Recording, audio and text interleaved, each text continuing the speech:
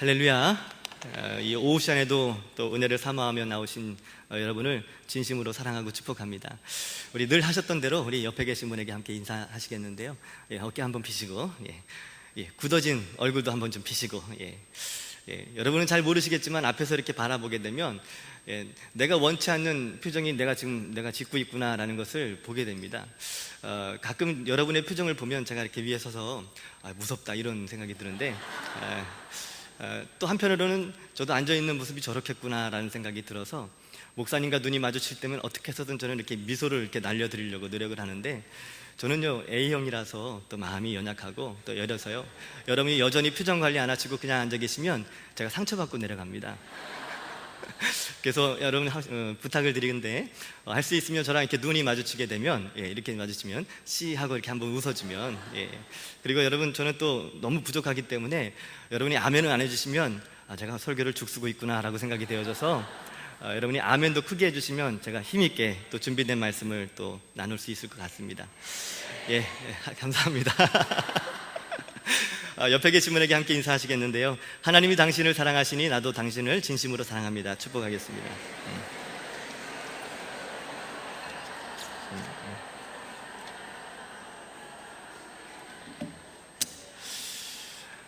여러분 지금은 이제 월드컵 시즌이잖아요. 월드컵, 브라질 월드컵. 여러분 월드컵 보고 계십니까? 세월호 때문에 그런지 2002년 월드컵만큼 그렇게 활기차게 응원이 되지 않는 것 같습니다. 그래서 저희 집에 TV가 없는 이유도 그 중에 한 가지인 것 같긴 한데, 요즘은 뭐 월드컵이 시작됐는지 안 됐는지, 월드컵을 하고 있는지 아닌지 제가 분간을 할 수 없을 정도로 월드컵 시즌이라는 것을 느낄 수 없을 만큼 좀 잠잠한 시간들을 이렇게 보내고 있는데요. 여러분, 우리에게는 월드컵 하면 잊지 못할 시간들이 있잖아요. 2002년 월드컵, 여러분 다 기억나시죠? 그 열기 대단했잖아요. 그렇죠? 한번 해볼까요? 대한민국 여전히 남아있잖아요. 그렇죠? 여전히 남아있습니다. 그만큼 이 2002년 월드컵은 온 국민이 하나가 될 수 있는 아주 그런 좋은 은혜라고 말하기는 좀 그렇고, 우리에게 좋은 추억을 안겨줬던 시간이었던 것 같습니다. 저는 그 2002년 월드컵 중에서도 가장 기억에 남는 게 16강전이거든요. 여러분 이탈리아와 함께 맞붙었던, 저희 16강에서 맞붙었던 그 기억나십니까? 이탈리아 하면 굉장히 강국이잖아요. 축구 강국인데 우리나라가 16강에서 딱 그 이탈리아랑 붙는 순간, 야, 우리나라는 이제 여기서 끝이구나라고 생각했죠. 처음 이제 경기가 시작되면서 비엘이라는 선수가 첫 골을 이제 넣고 나서 1대0으로 이탈리아에게 우리 한국이 지고 나서 얼마나 마음이 또 안타까웠습니까? 분명히 우리는 또 2대0을 먹히고 또 3대0으로 먹히고 우리는 한 4대0쯤 해서 끝날 거야 라고 생각이 됐는데, 우리가 예상과는 달리 우리나라 선수들이 얼마나 전투적으로 잘 싸우셨는지 여러분 잘 아시다시피 뭐 안정환, 송종국 할 것 없이 여기저기서 슛을 날렸는데도 다 뭐 골키퍼가 막는다든지 빗나간다든지 이렇게 했잖아요. 그래서 굉장히 아쉬웠는데 후반전 거의 한 40분 정도 됐을까요? 이제 경기가 거의 마무리될 쯤 돼서 이제 그때 이제 안정환을 스쳐 지나가는 그 공을 설경이 탁 가르쳐서 그 설경 선수가 결국에는 해냈잖아요. 마지막 그 후반전에 끝나기 바로 직전에 설경 선수가 동점골을 딱 넣고 나서 연장전에 딱 들어갔습니다. 연장전에 들어가서 여러분 잘 아시다시피 그때 연장전 들어가서도 굉장히 박빙이었잖아요. 이영표 선수가 공을 딱 잡는 순간 센터링 하고 올렸는데 누가 헤딩으로 넣었죠? 어떻게 하셔요 이렇게? 감격 그 자체였잖아요. 그렇죠? 감격 그 자체였어요. 얼마나 그것이 우리에게 감격이었는지 본방 말고도 제 방으로 나오고 또 나오고 또 나오고 TV 틀면 계속 그 방송만 나왔던 것 같아요. 처음 봤을 때는 그 장면이 얼마나 긴장이 되고 얼마나 조마조마한 게 마음이 굉장히 그랬잖아요. 그렇죠? 긴장감이 넘치고 우리나라는 졌을 거야, 질 거야 이런 생각을 뒤집어서 또 역전극을 펼쳐주니까 얼마나 우리에게 감격을 줬습니까? 그런데 재방송을 보는 순간 처음 봤던 그 마음과는 다르게, 저거 우리나라가 이긴 경기잖아. 재미있긴 하죠. 재미있긴 했었고 우리에게 또 기쁨을 주는 경기, 재방송을 봐도 그런 경기이긴 하지만 우리에게 조바조마하거나 아니면 지면 어떡하지? 이런 의심을 우리에게 가져주는 일은 없었잖아요. 그렇죠? 여러분 스포츠도 마찬가지지만 여러분이 즐겨보셨던 아주 재미난 영화가 혹시 있으십니까? 영화 정말 추억에 남을 만한 영화는 한 번 보고도 아깝잖아요. 그래서 또 보기도 하고 또 보기도 하고, 드라마 같은 경우도 그렇잖아요. 여러분 아주 기억에 남을 만한 드라마가 있으십니까? 드라마도 정말 좋은 드라마, 감동을 주었던 드라마는 꼭 재방송으로 한번 다시 보게 되고 그렇잖아요. 그 다음 내용이 어떻게 되는지 궁금하기도 하고 조바조바심을 가지고 드라마나 그 영화나 우리가 스포츠 이런 TV 같은 것들을 보게 되는데요. 본방 그것을 본 사람들은 재방송 다시 보게 되면 마음에 어떤 조바심이나 아니면 긴장감이나 이런 것들이 사라지게 되는 것을 보게 됩니다. 우리의 인생도 마찬가지인 것 같아요. 우리가 이 세상 살아가면서 왜 마음에 조바심이 생기고 또 두려움이 찾아오고 염려가 찾아오고 걱정이 찾아올까요? 그 이유는 뭐 다른 거 아니겠죠. 경험해보지 못한 많은 시간들이기 때문에, 우리가 아직 경험해보지 못한 시간들이기 때문에 작은 문제에도 전전긍긍하면서 마음 졸이고 힘들어하는 그런 모습들이 있다라는 것입니다.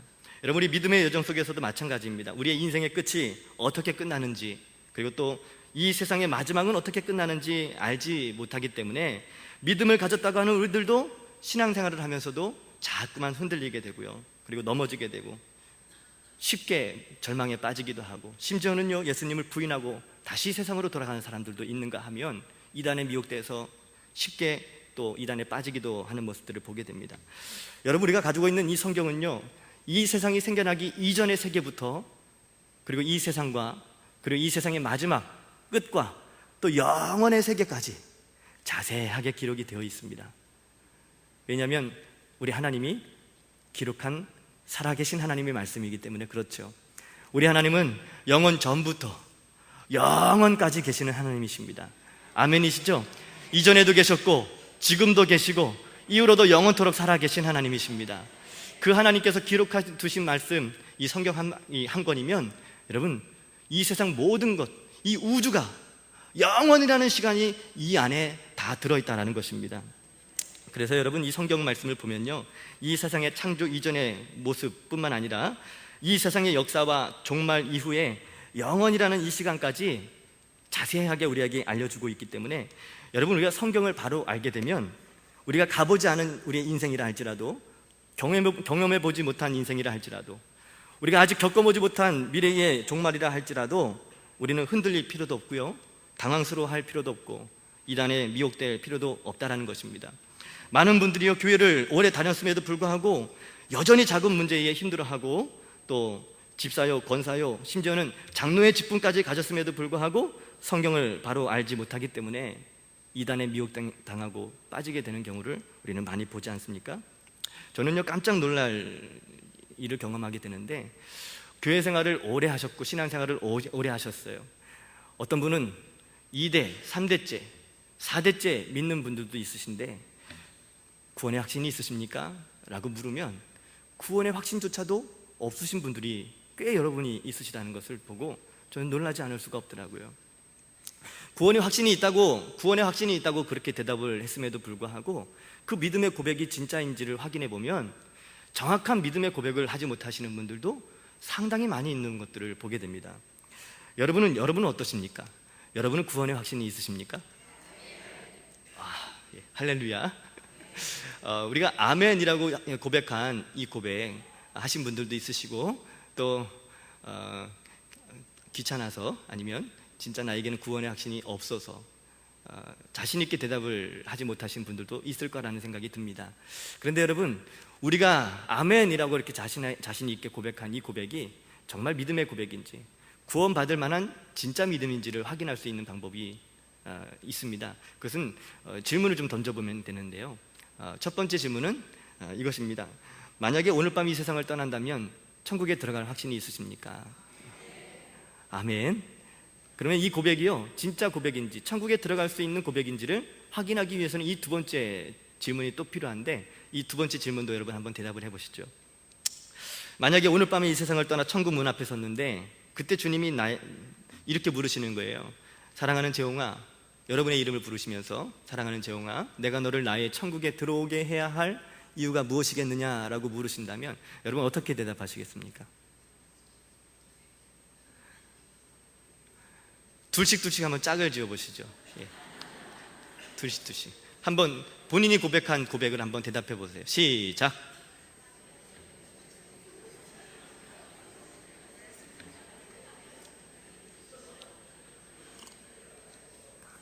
예, 다 하셨어요? 여러분, 어떤 분은 이렇게 대답하셨을지 모르겠어요. 저는 집사인데요. 저는 권사입니다. 제가 오랫동안 신앙생활을 했거든요. 제가 열심히 봉사도 했어요. 11조도 꼬박꼬박 했습니다. 제가 어떻게 해서든 말씀을 지키려고 얼마나 부단히 노력하며 살았는데요. 저 같은 사람이면 천국에 들어갈 수 있는 자격이 있지 않겠습니까? 자격이 있을까요? 있습니까? 없습니까? 없는 게 확실합니까? 여러분 11조 안 하세요? 감사헌금 안 하세요? 헌신 안 하십니까? 집사님 아니세요? 권사님 아니십니까? 장로님들이시잖아요. 저는 목사고요. 그런데 이것으로는 구원을 받을 수 있는 근거가 아니라는 겁니다. 11조를 하고 감사 예물을 드리며 주를 위해서 헌신하는 이 모든 것들은 구원받은 하나님의 자녀이기 때문에 마땅히 우리가 감사함으로 우리의 것이 아니고 다 주님의 것이기 때문에 주님의 뜻하시는 바에 따라서 주님이 원하시는 자리에 쓰여지기 위해서 주님이 나의 주인이심을 인정하며 드려지는 헌금이고 주님이 원하시는 자리에 내가 쓰임받기를 원하는 마음에 헌신하고 봉사하는 것 아니겠습니까? 이 모든 것 다 필요하지만 이것이 우리의 구원의 근거가 될 수 없다라는 것입니다. 여러분 아멘이시죠? 우리는 다 어떻게 구원을 받았을까요? 오직 예수 그리스도의 십자가, 그 보혈로 죄사함 받고 하나님의 자녀가 되었고, 그래서 우리는 구원받아 하나님의 나라에 들어가게 되는 것입니다. 오직 십자가밖에 없는 것이죠. 요한복음 14장 6절에도 보면 내가 곧 길이요 진리요 생명이니 나로 말미암지 않고는 아버지께로 올 자가 없느니라. 오직 예수 그리스도 밖에는 우리 하나님 아버지께로 갈 수 있는 길이 없다는 거예요. 사도행전 4장 12절에도 다른 이름으로서는 구원을 얻을 수 없나니 천하 인간의 구원을 얻을 만한 다른 이름을 우리에게 주신 일이 있습니까? 없습니까? 있습니까? 없습니까? 없습니다. 오직 우리에게 구원을 베푸시기 위해서 우리에게 주신 분은 예수 그리스도, 그것도 십자가를 지신 예수 그리스도밖에 없다라는 것입니다. 구원은 하나님이 우리에게 주시는 선물이잖아요. 에베소서 2장 8절 9절에 보면 너희는 그 은혜에 의하여 믿음으로 말미암아 구원을 받았나니 이것이 너희에게서 난 것이 아니요 하나님의 선물이라. 행위에서 난 것이 아니니 이는 누구든지 자랑하지 못하게 하려 함이니라. 여러분 아멘이시죠? 하나님의 선물을 우리가 받았어요. 어떻게 받았을까요? 우리는 믿음으로 받은 겁니다. 믿음으로 하나님의 선물을 받은 거예요. 요한복음 1장 12절에 보면 영접하는 자, 곧 그 이름을 믿는 자들에게는 하나님의 자녀가 되는 권세를 주셨다 그랬습니다. 우리는 예수님을 우리에게 보내주신 것을, 구원의 선물로 보내주신 예수님을 우리 마음속에 구주로 영접했습니다. 하나님께서 우리에게 허락하신 구원의 선물을 받은 거예요. 아멘이시죠 여러분? 그래서 여러분, 우리는 예수님을 영접했다라는 말의 고백은 내가 죄인으로 살았지만 이제는 내가 나의 주인이 아니라 이제 예수님이 나의 구주이십니다. 죄인 되었던 나는 이미 끝났고 이제는 예수님이 내 안에 주인으로 사십니다. 나는 요한복음 8장 44절에 고백했던 것처럼, 거기 나오는 것처럼 마귀의 자녀가 아니라 이제는 요한복음 1장 12절에 있는 말씀처럼 나는 이제 하나님의 자녀가 되었음을 믿습니다. 이게 바로 요한복음 3장에서 말하는 거듭남의 고백이죠. 하나님의 나라는 거듭난 사람들만 갈 수 있잖아요. 믿음으로 거듭난 사람들만이, 예수님을 믿고 거듭난 하나님의 자녀가 된 사람만이 갈 수 있는 나라가 하나님의 나라 아니겠습니까? 그래서 여러분, 거듭났다, 예수님을 믿는다, 예수님을 영접했다라고 이렇게 믿음으로 고백하는 사람들에게 교회에서 목회자들 통해서 베풀어주는 것이 무엇입니까? 세례 아닙니까? 세례. 여러분, 예수님을 믿을 때 이런 고백이 있기 때문에 세례를 주는 겁니다. 그래서 로마서 6장 3절 4절에 보면요, 사도 바울이 세례에 대한 의미를 아주 정확하게 이렇게 고백을 하고 있는데, 예수님과 함께 죽고 예수님과 함께 다시 태어나는 것을 세례로 이렇게 이야기를 하잖아요. 여러분, 그래서 원래 세례는 물속에 다 머리부터 털 하나까지 다 잠긴 다음에 다시 나오는, 이것을 세례라고 하잖아요. 지금은 우리가 요단강에 들어가서 세례를 받을 수 없기 때문에 우리가 약식으로 머리 위에다 이렇게 물을 이제 머리 끝까지 우리가 다시 그렇게 물 속에 들어갔다 나오는 것처럼 형식이 중요한 것이 아니라 믿음의 고백이 중요한 거기 때문에 여러분 물 속에 다 잠겨야 된다고 주장하는 침례교, 여러분 그 말이 성경적으로 자기들은 성경적으로 한다는 거예요. 물 속에 완전히 잠긴다는 거예요. 그래서 침례교가 아닌 다른 교단 목사님들이 우리도 성경적으로 한다, 왜 니네만 성경적이냐, 믿음의 고백으로 예수님과 함께 죽고 예수님과 함께 산. 그러니까 침례교 목사님이 또 그렇게 얘기하신다는 거예요. 물속에 잠겨야 되지 않냐, 그게 성경적이지 않냐, 그렇게 이야기하길래 어떤 분이 또 이렇게 대답하셨대요. 성경적으로 하려면 요단강 가서 해야 되지 않냐. 여러분 행위가 중요한 것이 아닙니다. 여러분 우리 믿음이 중요한 겁니다. 믿음 없이 세례를 받는 것이 무슨 의미가 있겠습니까? 믿음으로 나는 예수님 안에서 죽고 예수님과 함께 다시 태어났습니다 라는 믿음이 있어야 진정한 구원이 아니겠습니까? 여러분 이렇게 우리는 다 예수님을 통해서 거듭나고 하나님의 자녀가 되는 권세를 우리는 믿음으로 선물로 우리는 받은 사람들입니다. 아멘이시죠? 여러분 다 그렇게 구원을 받으셨습니까? 여러분 그렇다면 우리가 이 두 번째 함께 이야기를 나눠야 되는데, 여러분 구원받은 하나님의 자녀들이 어떻게 살아야 될까요? 믿음으로 살아야겠죠. 한번 따라 하시겠습니다. 구원받은 하나님의 자녀들은 믿음으로 살아야 한다. 여러분 여기 이 말에 아멘이 되어지십니까? 오직 믿음으로 사는 겁니다. 로마서 1장 16절 17절 말씀에 보면 복음에는 하나님의 의가 나타나서 믿음으로 믿음에 이르게 하나니 기록된 바 오직 의인은 뭐로 말미암아 살리라? 믿음으로 말미암아 살리라 함과 같으니라. 오직 의인은 믿음으로 산다는 거예요. 믿음이 없으면 우리는요 이전의 모습으로 다시 되돌아가는 그런 모습들을 보게 되잖아요. 용수철을 여기 이렇게 용수철이 특성이 뭐죠? 다시 돌아가고자 하는 성격이 있잖아요. 믿음으로 이만큼 당겨놨어요. 이 믿음을 굳건하게 지키지 못하면 그 믿음을 놓치는 그 순간 용수철이 다시 제자리로 돌아가는 것처럼 이전에 죄인된 모습으로 다시 되돌아가게 되는 이런 모습들이 우리에게도 있다라는 겁니다. 그래서 여러분 우리는 끝까지 믿음을 지키며 살아가는 것이 필요한 것이죠. 내 안에 예수님이 나의 주인 되어주셔서 나의 모든 삶을 다스리시고 통치하시고 인도하시고 이끌어 가신다는 사실을 믿음으로 날마다 믿음으로 고백할 뿐만 아니라 하나님께서 말씀하시는 대로 한 걸음 한 걸음 믿음으로 순종하는 믿음의 삶이 우리에게 필요하다라는 것입니다. 그런데 이 믿음의 삶이 쉽게 되어지는 것이 아니라는 것이 문제입니다. 마귀는 끊임없이 우리에게 이전에 복음을 알기 이전에 죄인된 모습으로 살아가도록 끊임없이 우리를 유혹해 온다는 것이 문제고, 우리는 육신의 장막을 입고 있는 한 연약한 존재이기 때문에 쉽게 깨어지고 쉽게 흔들리고 쉽게 넘어지는 우리들이기 때문에 자꾸만 마귀의 유혹에 넘어진다는 것이 문제예요. 베드로전서 5장 8절에 보면 베드로 사도가 이렇게 고백합니다. 근신하라 깨어라 너희 대적 마귀가 우는 사자와 같이 두루다니며 삼킬 자를 찾나니.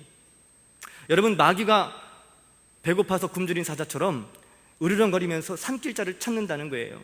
마귀가 끊임없이 죄의 유혹에 넘어지도록 사람들에게 죄로 유혹해 온다는 겁니다. 세상 사람들에게만 찾아갈까요? 아니요 여러분. 세상 믿지 않는 사람들은 그냥 내버려 두면 자기들이 알아서 자연스럽게 죄짓고 살고 우상숭배하며 삽니다. 믿음으로 살려고 하는 우리들에게 더욱 마귀는 끊임없이 우리를 유혹한다는 사실을 기억하십시오. 베드로전서 5장 8절의 말씀은 믿지 않는 세상 사람들을 향해서 주는 말씀이 아닙니다. 초대교회 믿는 그리스도인들을 향해서 주신 말씀이잖아요. 지금 이 시대의 모든 오고 오는 모든 그리스도인에게도 경고의 말씀으로 우리에게 주시는 생명의 말씀이다. 저는 그렇게 믿습니다. 여러분 그래서 우리는 깨어 있어야 되는 거죠. 근신하셔야 됩니다. 기도로 깨어 있으셔야 됩니다. 그래야 마귀의 유혹으로부터 우리는 이겨낼 수 있는 것이죠. 여러분 가룟 유다가 왜 예수님을 팔아넘겼습니까? 마귀가 예수님을 팔아넘길 마음을 심어줬기 때문에 그렇다라고 성경은 그렇게 기록이 되어 있잖아요. 가룟 유다가 마음을 지켰다면 예수님을 팔아넘겼을까요? 그렇게 하지 못했습니다. 잠언 4장 23절에 보면 무릇 지킬 만한 것보다 더욱 네 마음을 지키라. 생명의 근원이 이에서 남이니라. 우리가 마음을 지키지 못하면 여지없이 사탄은요 우리 마음의 틈을 비집고 들어와서 우리 마음을 뒤흔들고 이전에 죄인된 모습으로 살아가도록 우리를 자꾸만 유혹하고 넘어뜨릴 것입니다. 믿음으로 산다는 것은 쉬운 일이 아닙니다, 여러분. 쉬운 일이 아니에요. 여러분, 하나님의 자녀로서 여러분 온전하십니까? 하나님의 모든 말씀에 다 순종하십니까? 부담되는 대답이라 대답을 안 하시는 거죠. 여러분, 그럼 저는요? 저는 어떨까요? 모든 하나님의 말씀에 다 순종할 수 있을까요? 내 모든 삶 속에서 하나님 보시기에 전혀 부끄러움이 없이 살아갈까요? 하나님은 마음 중심까지 보시는 분이신데, 여러분, 우리 마음에는요, 우리가 원치 않는 생각과 마음들이 들어올 때가 얼마나 많이 있는지 몰라요. 그래서 우리는 날마다 십자가 보혈을 의지해야 되는 것입니다. 요한일서 1장 9절의 말씀에도 만일 누구든지 자기 죄를 고백하면 그는 미쁘시고 의로우사 우리 죄를 사하시고 우리를 모든 불의에서 깨끗게 하실 것이라고 주님 말씀하셨잖아요. 나도 모르게 또 마귀에게 속아서 넘어졌다면 십자가 보혈을 의지하는 것입니다. 다시 주님께 나아오는 것입니다. 믿음으로 나아오시는 거예요. 그러면 주님이 우리를 여지없이 용서하시고 우리 더럽게 물들었던 우리들의 몸과 마음과 우리 심령과 삶 속에 더럽게 물들었던 우리들의 모든 죄를 깨끗게 하시고 모든 불의로부터 우리를 해방시켜 주시는 것입니다. 여러분, 예수 그리스도 보혈, 주님 날마다 의지할 수 있었으면 좋겠습니다. 여러분, 복음을 아는 사람들은요, 이 믿음 가지고 살아가는 거예요. 이 믿음 가지고 날마다 예배를 드리면서 연약한 내 심령, 주님 앞에 부끄러워서 자격 없지만, 주님 앞에 예배할 수 있는 자격이 없는 사람이지만, 그럼에도 불구하고 자격 없는 내 힘이 아니라 오직 예수님의 보혈을 의지하면서 주님 앞에 예배의 자리로 나아가는 것 아니겠습니까? 이 복음의 능력을 아는 사람들은 십자가 보혈을 의지할 수밖에 없고, 예배를 드릴 때마다 나를 위해서 피 흘리신 그 예수 그리스도의 십자가가 얼마나 값진 은혜인지를 기억하는 거죠. 그래서 예배를 드릴 때마다 주님이 나를 위해서 피 흘리시고 고통당하신 그 십자가 사랑 때문에 감격하고 또 감격하고 주님께 또 감사하고 또 감사하는 것이죠. 사랑하는 성도 여러분, 십자가 보혈을 날마다 의지하시고 날마다 여러분의 심령 가운데 나도 모르게 더럽게 물들었던 우리 몸과 마음과 우리의 심령과 우리 행실 가운데 여러 가지 죄악들을 주님의 보혈로 깨끗하게 씻음받는 은혜가 있으시기를 주님의 이름으로 축복합니다. 매 순간 그런 은혜가 있었으면 좋겠어요. 세상의 유혹도, 세상의 수많은 미혹도 여러분, 우리가 흔들리지 않고 끝까지 이 구원의 생명을 끝까지 붙잡을 수 있는 비결이 있더라고요. 그것은 십자가만 바라보는 것입니다. 십자가만 의지하는 것입니다. 우리 구원의 근거는 다른 어떤 것에 있지 아니하고 오직 십자가에 있는 것입니다. 예수 그리스도께서 십자가에서 모든 물과 피를 흘리시면서 마지막 피 한 방울 다 흘리시고 테텔레스타이, 다 이루었다, 다 갚았다 하고 운명하신 예수 그리스도의 그 마지막 외침을 기억하십니까? 다 갚은 겁니다. 우리가 담당해야 할 모든 죄값을 다 갚으신 거예요. 이미 우리가 받아야 할 심판을 우리 주님이 다 받으신 겁니다, 여러분. 더 이상 우리가 이 심판에 대해서 죄값을 치러야만 하는 것은 없습니다. 주님이 이미 다 이루셨기 때문에 구원을 다 이루셨습니다. 죄의 문제를 다 해결해 주셨습니다. 우리가 태어나면서부터 그리고 지금도, 아니 하나님 앞에서는 그 죽는 그날까지 짓게 되는 모든 죄의 가능성까지도, 아니 죄인이었던 우리 존재 자체를 주님이 다 바꿔주신 거예요. 죄인이었던 나의 죄된 존재도 주님이 다 해결해 주신 거예요. 자격 없지만 의로운 존재로 바꿔주시고 변화시켜 주시고 주님이 우리를 그렇게 만들어 주신 거죠. 우리가 할 수 있었던 것은 그냥 믿음뿐입니다. 여전히 우리는 연약하고 여전히 우리는 쉽게 깨어지고 무너질 수 있지만, 그럼에도 불구하고 우리가 주님 앞에 믿음으로 담대히 나아갈 수 있는 그 이유가 있다면 오직 예수님의 보혈, 십자가의 능력이 있기 때문인 줄로 믿습니다.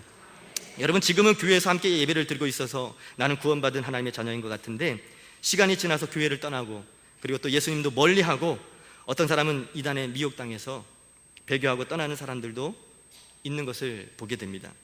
지금 구원받았다고 확신한다면 그 구원이 영원히 천국까지 온전하게 이어지도록 여러분 깨어 있어야 될 줄로 믿습니다. 믿음을 지켜야 될 줄로 믿습니다. 그래서요, 사도 바울은 빌립보 교회를 향해서 그렇게 고백하잖아요. 너희가 나 있을 때뿐만 아니라 나 없을 때라도, 지금 내가 너와 너희들과 함께 할 수 없지만 너희들 구원을 이미 받았다고 고백하지만 하나님 나라에 들어가기까지 두렵고 떨림으로 너희 구원을 이루는 삶을 살아라 라고 그렇게 권면하는 것입니다. 여러분, 빌립보 교회 안에도 지금 이 시대와 동일하게 많은 세상의 유혹들이 있었고요, 수많은 이단들의 미혹이 있었습니다. 여러분, 복음이 있는 곳에 가짜 복음이 항상 따랐고요, 교회가 있는 곳에 항상 가짜 거짓 그리스도인, 거짓 선지자들이 항상 시대마다 있었다는 사실을 우리는 기억해야 될 줄로 믿습니다. 여러분, 교회에 보면요, 그 성경에 보면요, 시대마다 하나님께서 이미 말씀하시는 것, 분명하게 우리에게 가르쳐 주시는 것이 있는데, 그것은 교회와 더불어서 거짓 그리스도가 이 땅에 많이 생겨나게 될 것에 대해서 주님이 이미 말씀하신 거예요. 여러분, 지금은요, 너무나도 교회를 또 박해하고, 또 교회를 핍박하고, 또 교회에 와서 교회를 또 무너뜨리려고 하는 그런 세력들이 많이 있는 것을 또 보게 돼요. 특별히 우리나라에는 뭐 그렇게 크게 박해다, 핍박이다 말할 수 있는 그런 모습들은 사실 없죠. 그런데 교회 안에 교회를 분열시키고 교회를 파괴하는 이단의 단체들은 또 많이 있는 것을 보게 됩니다. 요즘 많이 뜨고 있는 이단 단체가 누구죠? 신천지. 그런데요, 이 신천지가 다른 이단과 좀 다르게 진짜 그 사람들은 나쁜 집단인 것은, 물론 모든 이단 단체가 다 마찬가지겠지만, 교회 안에 들어와서 가만히 들어온 사람들, 성경에 보면 가만히 들어온 자라고 표현이 되어 있는 이단들이 있거든요. 지금 이 시대에 그런 사람들이 신천지 같은 이단들입니다. 오늘 혹시 이 자리에 신천지 분이 계시다면 복음을 잘 들으시고 분별하셔서 거짓 진리, 헛된 속임수에 속지 마시고 오직 우리에게 허락하신 복음, 기쁜 소식, 예수 그리스도, 이 땅의 유일한 구원자이신 예수 그리스도, 주님께 돌아오는 역사가 있었으면 좋겠습니다. 많은 사람들이 이단에 빠지기도 하지만 바른 진리와 바른 복음을 듣고 다시 돌이켜서 교회에 나오시는 분들도 있습니다. 여러분, 교회는 하나님의 교회이기 때문에 그렇습니다.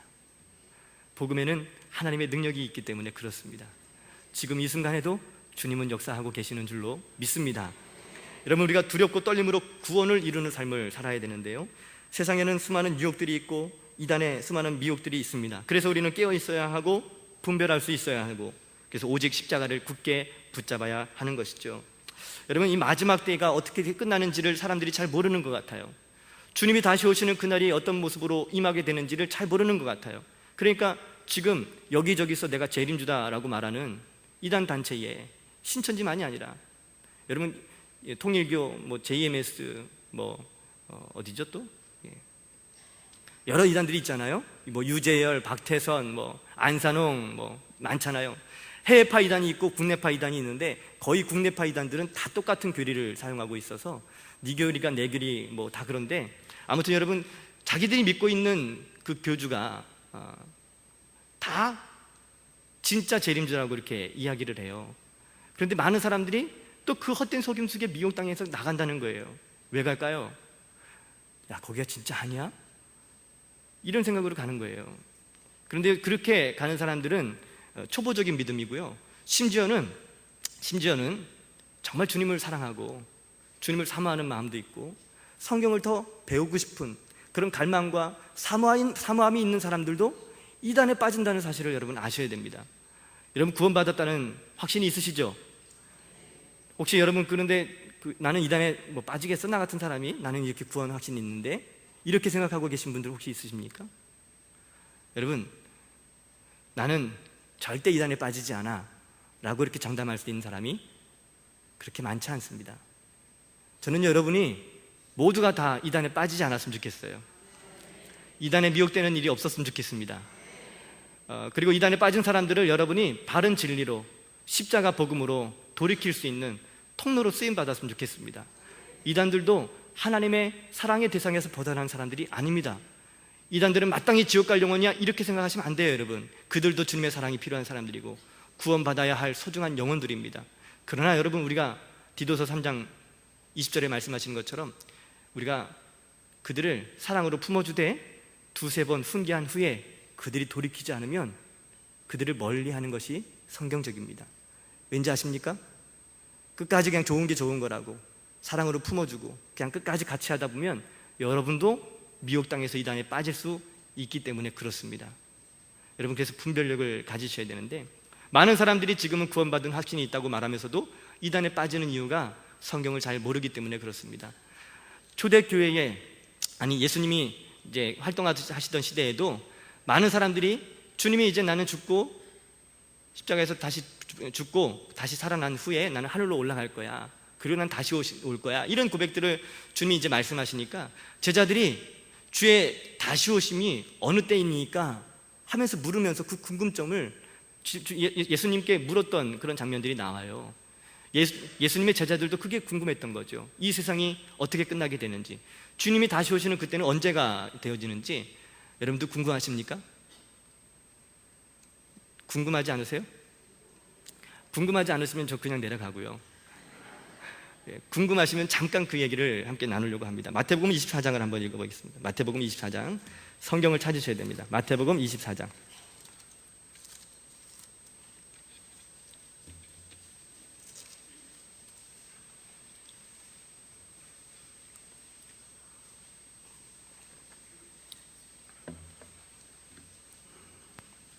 마태복음 24장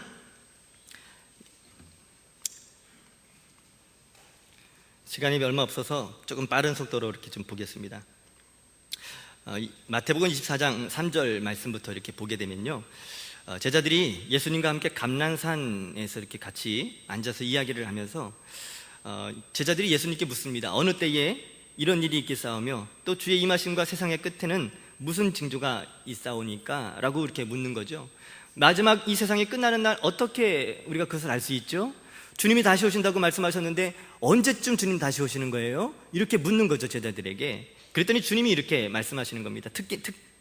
특징을 네 가지로 이제 분류해서 주님이 이런 징조가 있어야만 한다라고 이렇게 먼저 주님이 말씀해 주시는데, 첫 번째는요 4절 5절 말씀인데 같이 한번 읽어보겠습니다. 시작.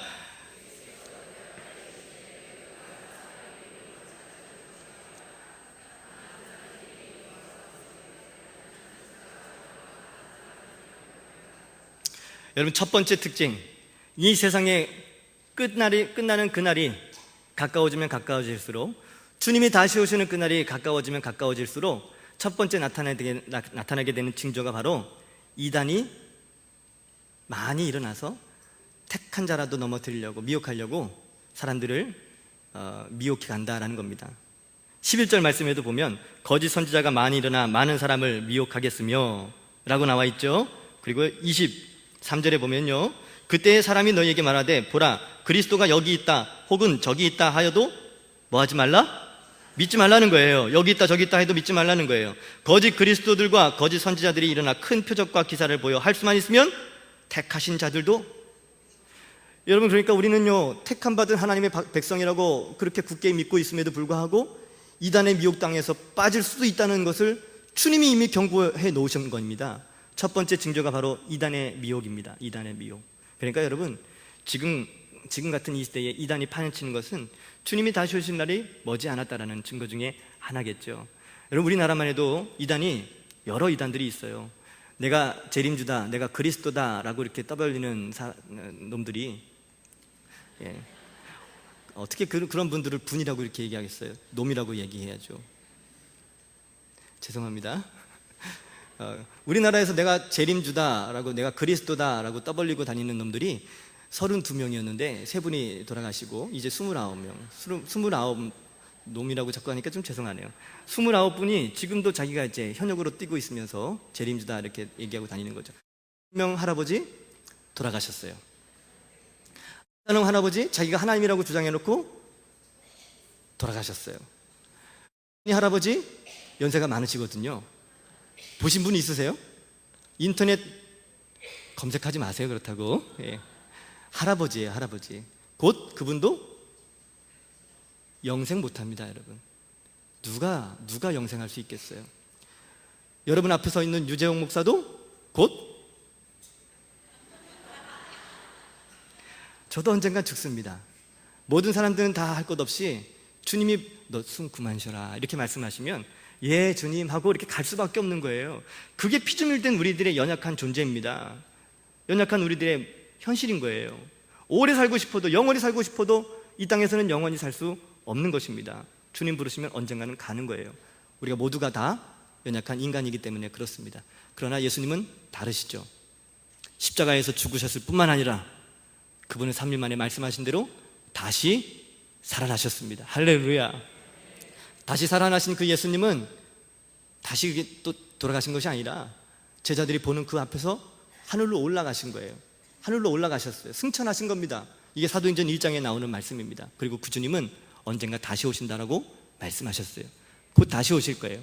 다시 오시는 그 주님의 나타나심의 징조가 두 번째가 있는데요. 2절 말씀, 아니 6절 말씀, 6절, 7절, 8절 같이 읽어보겠습니다. 시작. 난리와 난리 소문을 듣겠으나 너희는 삼가 두려워하지 말라. 이런 일이 있어야 하되 아직 끝은 아니니라. 민족이 민족을, 나라가 나라를 대적하여 일어나겠고 곳곳에 기근과 지진이 있으리니 이 모든 것은 재난의 시작이라. 여러분, 이 땅에 지금 전 세계적으로 들려지는 소식들을 여러분 들어보시면 전쟁과 기근과 그리고 뭐 지진, 말도 못하잖아요. 네팔, 칠레, 뭐 일본, 몇 해 전에 IT 수천 명, 수만 명이 죽어나가는 지진이 많이 일어났잖아요.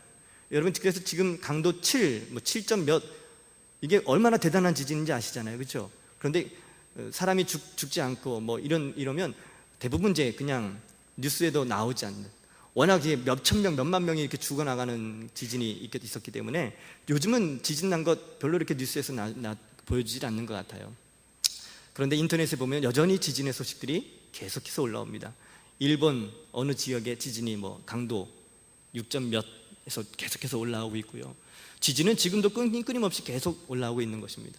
여러분, 전 세계적으로 들려지는 이런 소식들을 들어보면 야, 정말 이 세상이 끝날 때가, 마지막 때가 얼마 남지 않았구나 라는 것들을 우리가 볼 수 있는 거예요. 과학적으로도 그걸 증명해 보이고 있는 것 같아요. 이 지구가 수명이 그렇게 많이 남지 않았다 그러잖아요. 얼마 남지 않았다 그렇게 얘기합니다. 여러분, 이제 마지막 주님이 다시 오시는 그날이 가까우면 어떤 징조가 있는지, 세 번째 징조가 바로 이제 9절 말씀인데요. 9절 말씀을 같이 한번 읽어보겠습니다. 시작. 그때의 사람들이 너희를 환란에 넘겨주겠으며 너희를 죽이리니 너희가 내 이름 때문에 모든 민족에게, 여러분, 세 번째 징조가 바로 교회의 핍박과 박해라는 것입니다. 예수님을 믿는 것 때문에 핍박당하고 박해를 당한다는 겁니다. 여러분, 지금 이 시대에 수많은 나라들 가운데 예수님을 믿는 것 때문에 박해당하고 핍박당하는 사람들이 수없이 많다는 사실을 여러분 아십니까? 우리나라는 종교의 자유가 있어서 여기저기 그냥 이단도 교회로 그냥 인정해주고 이단도 판을 칠 정도로 뭐 마음껏 찬양을 해도 뭐라 할 사람도 없고 마음껏 예배를 드려도 뭐라 할 사람도 없고, 가끔 믿지 않는 부모가 너 교회 좀 그만 나가 공부해, 학생들은 이런 핍박 정도는 받겠죠. 그러나 여러분, 우리가 교회 나가는 것 때문에 핍박당하는 일 없잖아요, 여러분. 그런데 얼마 전에 신이 보낸 사람이라는 북한을 배경으로 한 영화가 나온 것처럼 여러분, 우리 가까이에 북한만 해도 핍박이 얼마나 어마어마한지 몰라요. 예수 믿는 것 때문에 쉽게 죽임을 당해요. 그냥 죽는 것도 아닙니다. 심한 고통과 고문을 주고 그리고 죽이는 거예요. 신이 보낸 사람 영화 보셨습니까? 아주 끔찍해요, 끔찍해. 굉장히 현실적으로 영화를 만들었더라고요. 들려지는 소식 들어보면 그와 버금가는, 아니 그 이상의 핍박과 박해가 있다는 소식들을 듣게 됩니다. 가슴이 아파요. 얼마나 우리나라는 지금 이 마음껏 하나님 앞에 부르짖고 찬양할 수 있기 때문에 얼마나 감사한 일이겠습니까? 근데 전 세계적으로 핍박당하는 그리스도인들이 많다는 거예요. 한 부부가 예수 믿는 것 때문에 공산당원에게 끌려가서 고문을 당하는데 남편이 보는 앞에서 와이프가 고문을 당하는 거예요. 임신한 줄도 몰랐는데 임신한 그 사실을 알게 되고 공산당원이 그 벌겋게 달궈진 쇳덩어리를 애기 있는 그 부분에다 찢어서, 그런 고문을 그 영화의 한 장면에서 이렇게 보여주는데, 그보다 더 말할 수 없는 그 고통을 고문으로 박해하는 그런 집단이 바로 이 공산 집단입니다, 여러분. 뭐 간증으로 이렇게 이야기하자면 여러 것들이 있죠. 북한에는 지금도 그런 고통을 받고 있어요. 누구를 믿는 것 때문에? 예수님을 믿는 것 때문에, 복음 때문에 여러분, 믿는 그리스도인들이 이런 핍박과 박해를 받고 있다는 거예요. 제가 얼마 전에 라오스 우리 담임 목사님과 함께 선교팀이 함께 다녀왔잖아요. 그곳에도 몽족이라는 한 종족이 아랫지방에 살다가 공산당원들에게 박해를 당하면서 그 무리 자체가 거기서 그 집단 따돌림을 당하고 총뿌리를 들이대고 칼을 들이대면서 예수님 믿지 말라고, 믿으면 죽이겠다고, 그래도 끝까지 믿겠다고 하니까 살지 못하도록 주변에 그 사람들에게 생필품 팔지 못하게, 그들에게 파는 사람들은 세금을 어마어마하게 때리는 거예요. 그러니까 주변에 있는 이웃들도 예수 믿는 사람들을 대면하지 않는 거죠. 왕따시키는 겁니다. 살 수가 없는 거예요. 그래서 이주에서 돌아와서 그렇게 사는 거죠. 판잣집에다 두고. 여러분, 전 세계적으로 지금도 예수님 믿는 것 때문에 핍박과 박해를 당하는 사람들이 수없이 많습니다. 이것이 바로 여러분, 우리 예수님이 다시 오시게 되는 세 번째 징조입니다. 그러나 아직 때가 아니라는 겁니다. 마지막 이 네 번째가 완성이 돼야만 우리 주님이 다시 오시는데, 그것이 바로 마태복음 24장 14절 말씀입니다. 14절 말씀 같이 한번 읽어볼게요. 시작. 이 천국 복음이 모든 민족에게 증거되기 위하여 온 세상에 전파되어야 하리니 그제야 끝이 오리라. 여러분, 복음이 땅끝까지 전해져야만 우리 주님이 다시 오신다는 거예요. 그런데 아직 복음이 땅끝까지 전해지지 못했습니다. 나라로 말하면 256개국 나라로 안 들어간 나라가, 복음이 안 들어간 나라가 없지만 그 안에는 소수 종족까지 많잖아요. 여러 소수 종족까지 마지막 종족, 마지막 한 사람까지 복음을 딱 듣게 되면 그러면 주님이 다시 오신다는 거예요. 그런데 아직은 그 마지막까지, 마지막 한 사람까지 복음이 전해지지 않았다는 것입니다. 거의 이제 많은 종족들, 이제 거의 대부분의 종족에게 복음이 들어가서 이제 복음이 완성되는, 선교가 완성되는 일이 이제 곧 올 것 같다는 이제 그 통계가 있긴 하지만 아직은 아닙니다, 여러분. 그래서 여러분, 2004년인가요?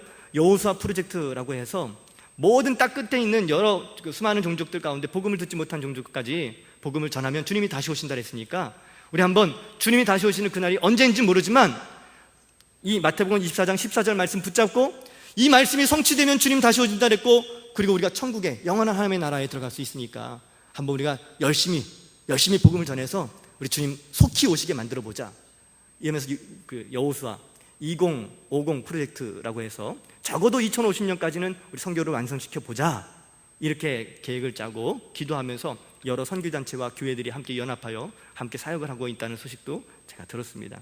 여러분, 주님이 다시 오시는 그날이 이제 곧 다가오고 있지만 아직은 때가 아니라는 거예요. 그리고 이 모든 선교가 완성이 되면, 그러면 우리 주님 다시 오시는 그날을 우리가 어떻게 할 수 있을까요? 어떻게 할 수 있을까요? 유튜브에 보니까, 유튜브 아시나요? 수많은 영상들이 올려져 있는 유튜브에 보니까 이런 영상이 있더라고요. 예수님이 다시 오셨다는 그 징조로 들려지는 나팔 소리가 들리십니까? 뭐 이런 영상도 올려져 왔더라고요. 여러분, 그런 영상이 있다고 해도 믿지 마세요, 여러분. 예. 우리는 그럼 다 들림받지 못한 거 아니야? 우리는 다 구원받지 못한 거 아니야? 이렇게 생각할 필요가 전혀 없습니다. 전혀 없어요. 29절 말씀 한번 보겠습니다. 29절.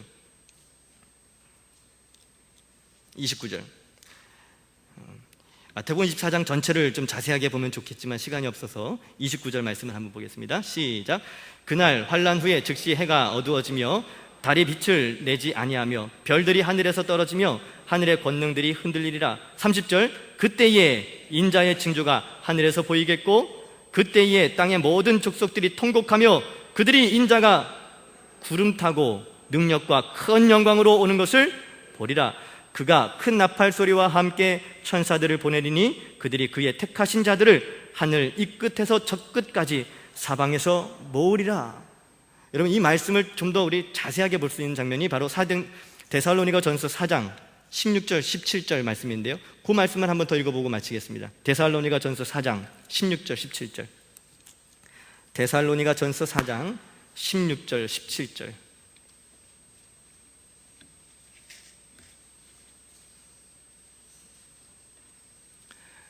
데살로니가전서 4장 16절 17절 같이 읽겠습니다. 주께서 호령과 천사장의 소리와 하나님의 나팔 소리로 친히 하늘로부터 강림하시리니 그리스도 안에서 죽은 자들이 먼저 일어나고 그 후에 우리 살아남은 자들도 그들과 함께 구름 속으로 끌어올려 공중에서 주를 영접하게 하시리니 그리하여 우리가 항상 주와 함께 있으리라. 아멘, 아멘. 여러분, 주님이 다시 오시는 그날이 되면요, 이 말씀대로 성취가 될 것입니다. 아멘이시죠? 주님이 다시 오시는 그날에 되면 땅끝까지 복음이 전파돼서 주님이 다시 오실 수 있는 이 선교가 완성이 되게 되면 우리가 뭐 애써서 나팔 소리를 들으려 한다든지, 아니면 천사의 음성을 들으려 한다든지, 아니면 주님이 내 이름을 부르는 음성을 들으려고 한다든지, 용을 쓰고 애를 쓰지 않아도 자연스럽게 주님이 우리를 데려가신다는 거예요. 아멘이십니까?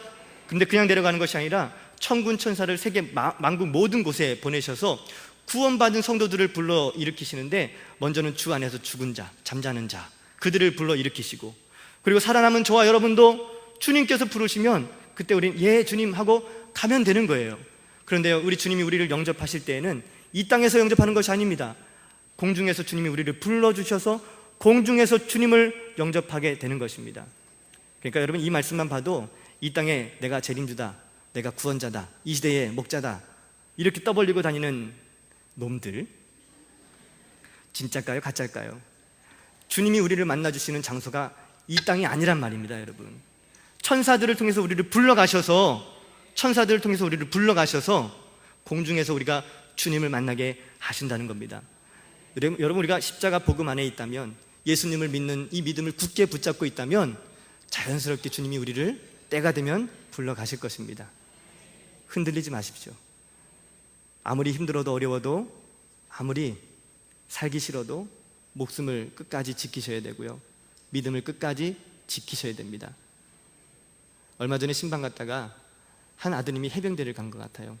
얼마나 군대에서 힘들고 고통스러운지 엄마한테 전화하면서 울면서 이렇게 이야기하더랍니다. 엄마, 딱 한 방이면 돼. 딱 한 방이면 다 끝나. 엄마, 그리고 미안해. 이 말이 뭔 말이겠어요? 자기를 괴롭히는 그 인간 한 방 쏴 죽이고 자기도 죽겠다는 거예요.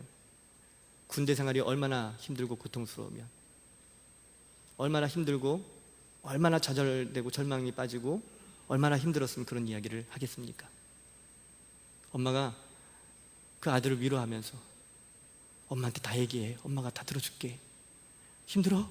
엄마한테 다 얘기해. 뭐 필요한 거 있어? 엄마한테 다 얘기해. 다 들어줄게.